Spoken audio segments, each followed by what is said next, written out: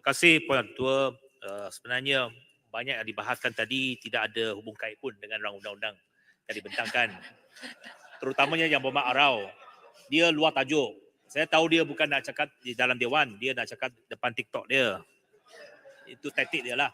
Yang Muhammad, Namun begitu tajuk saya akan jawab. teksi Yang Muhammad Ya. 36 tengah jahat. Tajuk teksi termasuk dalam rang undang-undang. Yang Muhammad. Yang Muhammad, Saya bincang, saya buat persediaan. beberapa pindaan ini tidak melibatkan taksi. Yang kita buat pindaan ini ialah e-hailing dan Ya. juga kenderaan perdagangan merentas sempadan. Dia Ya. tak melibatkan taksi, Yang Muhammad. Ya. Tapi tak apa, saya akan jawab. Yang Saya Muhammad, akan jawab. ini bawah kementerian Yang Muhammad. Teksi termasuk Duduk bidang dulu. kuasa. Tapi Yang Muhammad tak mau ambil Tak apa, tak teksi, apa. saya bagi kementerian lain, tak ada masalah. Yang Berhormat Puan Ketua, sebenarnya untuk makluman ahli-ahli Yang Berhormat, pindaan rang undang-undang berkenaan dengan Lembaga Pelaksana Kenderaan Perdagangan Pindaan ini ataupun LPKP ini adalah konsekuensial kepada apa yang kita telah pun pinda dalam rang undang-undang sebelum ini, iaitu untuk Akta Pengangkutan Awam Darat. Cuma bezanya, saya harap bahawa semua pihak, terutamanya ahli-ahli Yang Berhormat, memahami punca kuasa ataupun bidang kuasa dalam pengangkutan di antara Semenanjung dengan Sabah dan Sarawak. Pengangkutan awam darat ini dia dikawal sedia melalui dua akta yang berlainan. Kalau di Semenanjung Malaysia, kita dikawal sedia di bawah Akta Pengangkutan Awam Darat, dan agensi yang bertanggungjawab untuk pengangkutan awam darat ini, terutamanya kenderaan perdagangan, adalah dipanggil Agensi Pengangkutan Awam Darat, APAD, APAD, yang dulunya SPAD, Suruhanjaya Pengangkutan Awam Darat. Itu bidang kuasanya hanya tertakluk di Semenanjung Malaysia, tidak termasuk Sabah dan Sarawak. Jadi apabila kita nak membuat sesuatu, terutamanya berkenaan dengan e-hailing ataupun p-hailing, selepas kita pindah untuk Akta Pengangkutan Awam Darat, kita juga kena pindah Akta Lembaga Pelaksana Kenderaan Perdagangan. Kerana LPKP ini adalah dua agensi yang berlainan di Sabah dan Sarawak, di mana ada LPKP Sabah dan juga LPKP Sarawak. Jadi dua agensi ini kawal selia untuk kenderaan perdagangan di Sabah dan Sarawak dan juga di Labuan. Jadi itu yang kita kena fahami. Mungkin Arau dia tak berapa fasih. Tapi tak apalah. Seperti biasa, Arau memang dia bahas, dia tak ikut kerangka tu. Namun begitu, Puan Ketua, untuk makluman ahli Yang Berhormat Kuala Selangor, yang bertanya sama ada isu lesen p-hailing ini terpakai kepada semua jenis p-hailing. Adakah ia terpakai untuk sebagai pekerja tetap ataupun part-time? Okay. Untuk makluman Yang Berhormat, Seksyen 56 dan 57 Akta Pengangkutan Jalan telah menetapkan bahawa lesen vocasional merupakan satu lesen memandu yang diwajibkan kepada mana-mana individu yang hendak bekerja sebagai pemandu, penunggang atau kelindan suatu kenderaan perkhidmatan awam atau kenderaan barangan. Kewajipan ini tidak mengambil kira sama ada individu berhasrat bekerja secara tetap maupun sebagai part-time atau freelancer, kerana perkara ini adalah merupakan pilihan peribadi individu tersebut mengikut kesesuaian masing-masing. Perkara ini sama seperti ditetapkan kepada pemandu e-hailing sebagai contohnya, yang turut terdapat pemandu yang memilih bekerja sebagai part-time ataupun freelance. Seperti yang Muhammad ketahui, unsur-unsur dalam gig ekonomi ini, dia suka untuk cakap full-time ataupun part-time ataupun freelancer. Tetapi kita ada kawal selia. Tak kira lah sama ada dia bekerja sebagai freelance atau tidak, masih tertakluk kepada kawal selia. Awal tadi, maaf Pengerusi, Pengetua, awal tadi Menteri ada menyebutkan, mengisyaratkan supaya sesuatu pengubalan undang-undang itu jangan sampai ia become dengan izin, ya, kita over-regulate, ya, sehingga kan ia menjejaskan pendapatan yang harus boleh diberikan peluang kepada freelancers. Hari ini sudah tidak boleh kerana kewajipan ini. Dan kalau kita pun tidak mahu ia diambil mudah, ya, under regulation ataupun juga over regulation. Di situ yang maksud saya penting untuk kita perjelaskan, tapi Menteri telah jelaskan ini adalah kesan daripada pengubalan undang-undang yang seperti ini. Terima kasih. Ya, Yang Berhormat Kuala Selangor, memang kita mengambil maklum dan seperti yang saya nyatakan tadi, kita telah memberikan komitmen bahawa apa sahaja kawal selia, regulation yang kita nak laksanakan ini tidak akan ke arah over-regulated. Sebab kita tahu bahawa gig economy ini kalau over-regulated, it will kill the industry dengan izin. Jadi memang kita tahu bahawa kita nak mengambil satu pengimbangan, satu balancing. pada satu pihak kita nak kawal selia. Mengapa nak kawal selia? Nak pastikan keselamatan, nak pastikan isu kebajikan. Itu kita kawal selia. Tetapi kalau terlalu kawal selia, ia tak menggalakkan industri tersebut. Jadi kita akan cuba pemudahkan. Dan memang dalam beberapa bulan ini, apabila saya kembali ke Kementerian Pengangkutan, banyak pembincangan dengan pegawai-pegawai di peringkat kementerian. Dan memang ada satu anjakan paradigma di kalangan pegawai-pegawai Kementerian Pengangkutan juga, terutamanya di bahagian darat. Anjakan paradigma dari segi kawal selia. Bagaimana kita nak permudahkan, umpamanya isu lesen PSB. Kita nak permudahkan. Termasuk apa yang kita nak syaratkan sebelum ini, mungkin akan dilonggarkan. Jadi ada pengumuman-pengumuman yang akan saya buat dalam masa terdekat supaya kita akan bawa satu dasar yang lebih memudahkan kepada pemain-pemain industri ini ataupun gig economy workers ini. Terima kasih Menteri, mantap. Ya, terima kasih. Seperti yang saya katakan, semalam baru diumumkan had usia untuk e-hailing dan juga kenderaan taksi telah pun dipanjangkan. Itu antara semangat yang kita bawa. Pada satu masa kita nak bagi sedikit kelonggaran kepada pemandu. Pada masa yang sama keselamatan juga akan dijaga. Itu yang kita cuba mencari balancing tersebut. Puan Ketua, berkenaan dengan persoalan yang dibangkitkan oleh Yang Berhormat Kuara Kelau, harga lantai kita belum lagi putuskan, belum ada dasar harga lantai, tapi kita sedang masih teliti dan bincang berkenaan dengan harga lantai. Manfaat kepada industri logistik tempatan seperti yang saya katakan, menjawab persoalan daripada Jerantut tadi, apabila kita buka kepada pasaran kepada negara asing juga membuka pasaran mereka kepada pemain industri kita. Jadi dia reciprocal, kedua-dua pihak.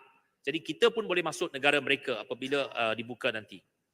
Beza antara OL dengan lesen vocational. Dua lesen terlibat adalah dua lesen yang berbeza. Lesen vocational merupakan satu lesen memandu yang diwajibkan kepada mana-mana individu yang hendak bekerja sebagai pemandu, penunggang atau kelindan suatu kenderaan perkhidmatan awam atau kenderaan barangan. Manakala lesen pengendali adalah lesen yang diwajibkan kepada suatu pengendali atau syarikat yang mengendali atau menyediakan perkhidmatan tersebut. Jadi satu kepada pemandu, satu kepada syarikat. Syarat had muatan sebagai syarat pembaharuan lesen. Pindaan kepada Subperinggan 21A-1-B-1 Akta 334 adalah pertujuan untuk menjadikan jumlah sukatan barangan atau had berat muatan kenderaan perdagangan sebagai sebahagian daripada dokumen yang disertakan bagi pembaharuan sesuatu lesen. Maknanya, pemilik kenderaan barangan kelak akan diwajibkan mengumpulkan had berat barangan yang akan dibawa di dalam kenderaan barangannya, tertakluk kepada had BDM kenderaan tersebut. Jadi ini beberapa syarat yang dikenakan kepada pelesenan. Puan Yang Ketua, Padang Serai.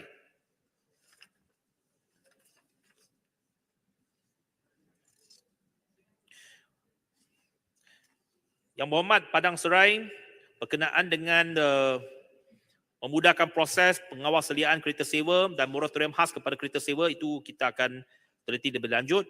Isu pajak lesen kereta sewa dan taksi yang membebankan, memang ini isu-isu memang lama yang telah pun banyak kita bincangkan, dan kita akan terus lihat bagaimana tambah baik dasar sedia ada. Kota tambahan permit akan dipertimbangkan sekiranya terdapat keperluan. Syarikat pengendali boleh mengemukakan permohonan kepada APAD ataupun LPKP di Sabah dan Sarawak.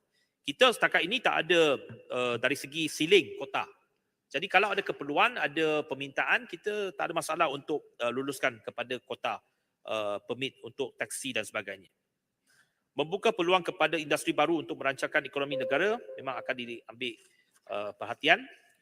Isu kemalangan jalan raya yang tinggi, memang kita tahu bahawa isu kemalangan ini adalah satu isu yang besar.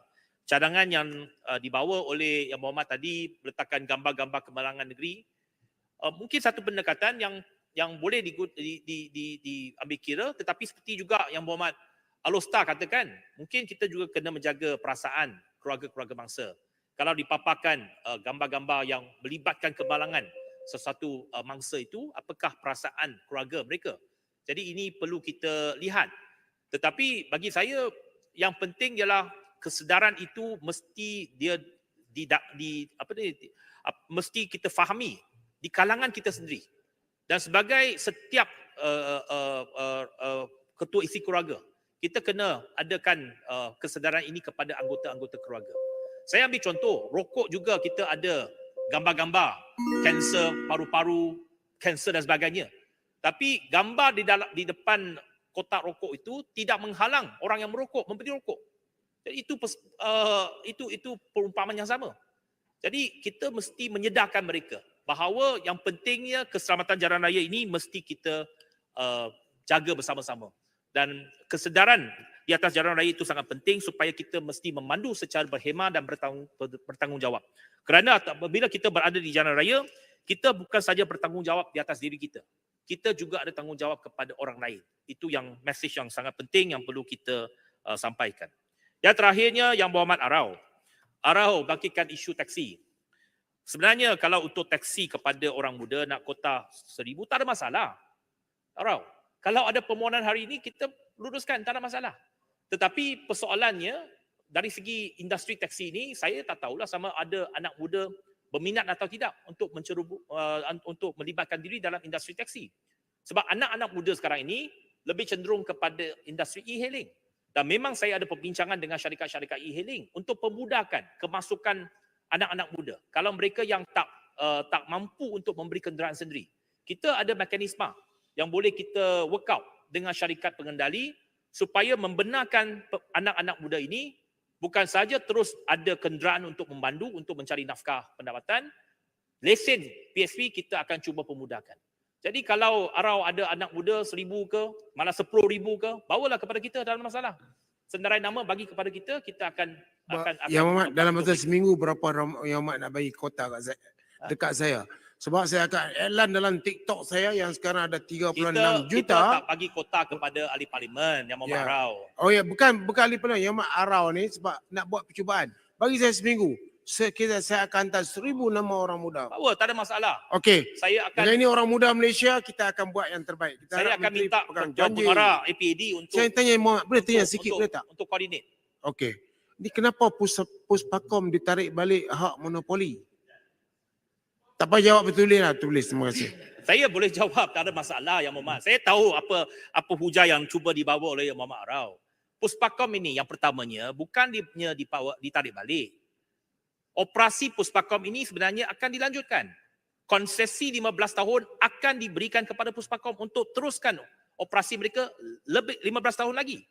Tetapi bezanya ialah konsesi yang akan diberikan ini dia tak ada lagi had eksklusif. Yang sudah diberikan eksklusif 30 tahun. Jadi sudah banyak rintihan termasuk pemandu-pemandu taksi Yang Berhormat Arau. Pemandu-pemandu taksi mengeluh sebab dia kata tak ada pilihan, tak ada competition. Terutamanya di Sabah Sarawak. Cawangan-cawangan tak cukup dan sebagainya. Jadi kita nak membuka pasaran itu kepada pemain industri lain. Kalau Arau nak buka syarikat satu lagi untuk bersaing dengan Puspakom, silakan. Tak ada masalah. Saya tahu Arau pernah memiliki syarikat Benas dulu. Jadi sekarang kita membuka peluang. Kalau Arau ada minat untuk katakan terlibat dalam perindustrian pemeriksaan kenderaan ini, kita tak ada masalah. Boleh bagi kertas cadangan, kita akan lihat. Tetapi sudah tentu kita akan berlaku adil kepada Puspakom. Apa saja syarat yang dikenakan kepada Puspakom akan juga dikenakan kepada mana-mana syarikat lain yang diberikan lesen untuk memeriksa kenderaan ini. Apa yang kita nak buat supaya ialah ada persaingan. Ada persaingan dalam industri ini dan meningkatkan mutu perkhidmatan kepada pemandu taksi, kepada pemandu e-hailing, kepada pemandu kenderaan perdagangan dan sebagainya. Sebab yang mengeluh Yang Berhormat Arau ialah pemandu taksi, pemandu lori, tunggu lama dekat Puspakom dan sebagainya. Itu sebabnya kita buka supaya tambah mutu perkhidmatan itu. Jadi saya nak akhiri, Yang Berhormat Puan Yang Ketua, saya nak memberikan mesej dan juga menasihati supaya semua pihak, semua orang semasa musim perayaan yang akan datang, Hari Raya, supaya berhati-hati di jalan raya. Menjaga keselamatan adalah tanggungjawab kita bersama. Semua ahli yang berhormat, saya ajak supaya sama-sama menjalankan kempen. Sebab kita ada banyak program di Kementerian Pengangkutan. Termasuklah kempen untuk kita menyedarkan orang ramai menggunakan child seat umpamanya. Masih ada peruntukan yang akan kita bantu untuk memberikan subsidi kepada pemilikan child seat. Ini kerusi kanak-kanak. Saya harap ahli-ahli yang berhormat juga menyokong program-program kesedaran ini supaya sama-sama kita menyedarkan orang ramai betapa pentingnya keselamatan jalan raya. Dan pelbagai aspek keselamatan perlu kita tambah baik. Dan saya berharap semua pihak memainkan peranan supaya memastikan Hari Raya ini selamat untuk semua. Semua boleh balik kampung dengan selamat untuk meraihkan Hari Raya Aidilfitri. Terima kasih Yang Berhormat. Tapi saya nak beritahu Yang Berhormat, ini adalah pandangan cukup baik dan ahli parlimen diberi tanggungjawab. Cuma nak beritahu kami balik hari ini tangan kosong, tidak ada. Ahli-ahli parlimen sana dapat seorang 800,000. Jadi ini tidak adil. Kosong Ya, terima jarau. kasih. Walaupun kita ambil ingatan bahawa memandulah dengan cermat. Yang Amat Berhormat Perdana Menteri sudah sebut terbuka untuk perbincangan. Jadi tak ada soal tangan kosong dan sebagainya. Kita berlaku adil, kerajaan perpaduan akan cuba buat yang terbaik untuk rakyat Malaysia. Berlaku adil kepada semua pihak dan kita akan menjalankan tanggungjawab dan tugas kita dengan sebaik-baiknya. Saya mengakhiri ucapan saya dengan merakamkan ucapan penghargaan kepada semua pihak yang terlibat dalam menjayakan sidang parlimen pada kali ini, termasuklah tuan dan puan yang dipertua, kepada setiausaha Dewan Rakyat, kepada bentara-bentara, kepada kaki tangan parlimen, kepada anggota-anggota keselamatan, kepada pemandu-pemandu bas yang membawa ahli-ahli parlimen dan juga kaki tangan parlimen ke parlimen setiap hari secara percuma melalui bas rapid, dan juga kepada rakan-rakan media yang membuat liputan. Saya ucapkan terima kasih dan mengucapkan selamat Hari Raya Aidilfitri kepada rakan-rakan yang beragama Islam yang akan meraihkan Hari Raya Aidilfitri dengan selamat pada tahun ini. Terima kasih. Terima kasih Yang Berhormat Menteri. Ahli-ahli yang berhormat, sekarang saya kemukakan masalah kepada majlis bagi diputuskan. Masalahnya ialah bahawa rang undang-undang ini dibacakan kali yang kedua sekarang. Ahli-ahli yang berhormat, yang bersetuju kata bersetuju,